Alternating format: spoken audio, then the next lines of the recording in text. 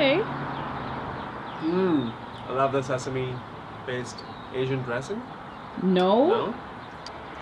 Use that palette. I have no idea. You have no idea? Mm-mm. Don't say that. Hi, welcome to my video. Can you believe this guy? That is not even the first time that he's had that salad. Anyway, this week I am bringing you two very delicious salads made from nothing.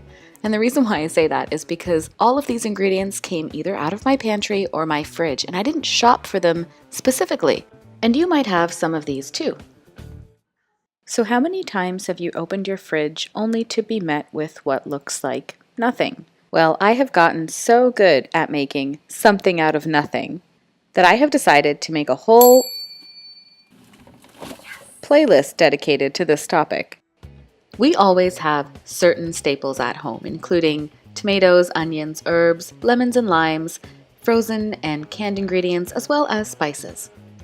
So for this first salad, I made use of frozen corn and canned black beans. I guess you could say this is kind of a Mexican-inspired salad. The flavors that really bring it together are the smoked paprika, roasted ground cumin, and lime juice. If there's anything here that you don't have, I'm pretty sure you could swap it out for something else and it would work just as well. In addition to the ingredients that I showed you, I added olive oil, salt and pepper, and then just gave everything a really good stir, and that's it. By the way, the exact measurements will be down below in the description, so feel free to check those out.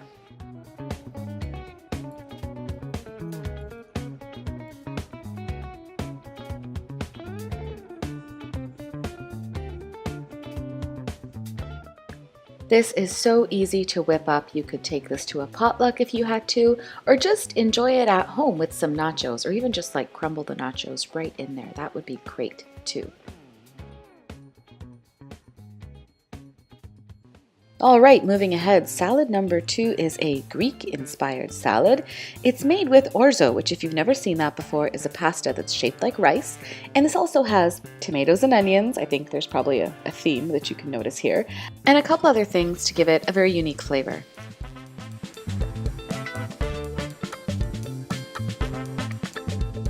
First things first. This orzo is toasted. It doesn't come that way, at least not where I shop, so I toast it myself. And this is really easily achieved simply by heating up the orzo in a large non-stick skillet over medium-high heat.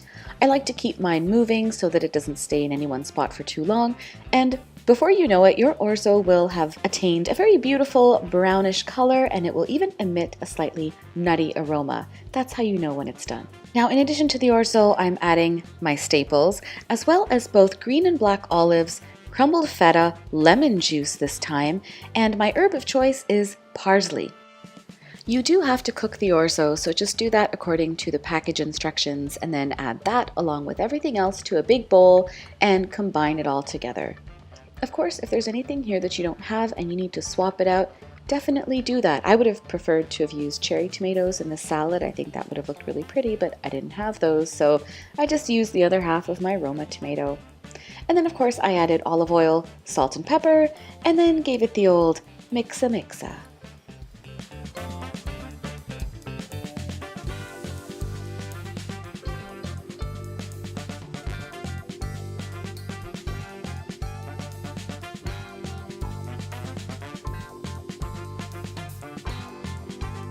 Going for it.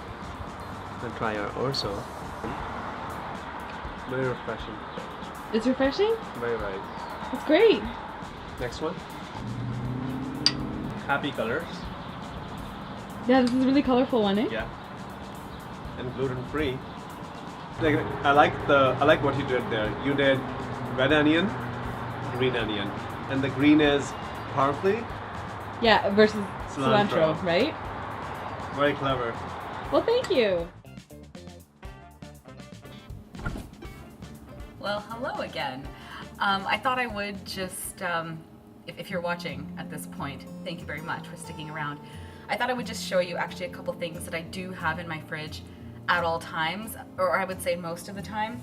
This shelf right here is usually laden with a lot of avocado, which is great for making so many things. And because my parents are from Trinidad and grew up in the Caribbean, I grew up eating a lot of avocado, so to me it's a staple in the house. This shelf I'm a little ashamed of. It's little bits of things that I probably started in the morning and didn't finish, but I will definitely use by the end of the day. So a red onion, that might actually go for 2 days. A tomato, this will be done by tonight. Other things that we typically have, there's usually gobi of some kind, either pool gobi or pata gobi, or both, as in this case. This is also really great for making a quick chopped salad, which I'd be happy to show you in another video. We almost always have pre-washed leaves of some kind. This is arugula, and I know that these clamshells are made of plastic and are not sustainable, and they're harmful in the ocean. Like, I'm very aware of this. I'm working on not purchasing so much plastic, and that's really on my list of things to work on this year. So I'll probably keep you updated on that situation. And as many of you know, like Pranav is Indian, and I cook a lot of Indian food for him. So as all good Indians know, we must always have dhania or cilantro in the fridge typically. So that's usually there like 9 times out of 10. And it's summer, so a lot of really beautiful herbs are available in the groceries, in the markets. This is the rest of the curly leaf parsley that you saw me use in this video. Then there are usually a couple other things like whole wheat tortillas, mayo, which I love, hot mustard, which I love, a variety of condiments, also carbonated water. I drink this like crazy. Again, I know it comes in plastic, so we will have to go over to buying the glass bottles instead. Oh, and then I'll just show you this. This is a giant block of paneer, which is submerged in water. And here's just a little tip for you. If you are buying paneer from the store, you're not making it, and you don't use all of it, don't just wrap it back in the packaging that it comes in. Always put it in water and store it that way.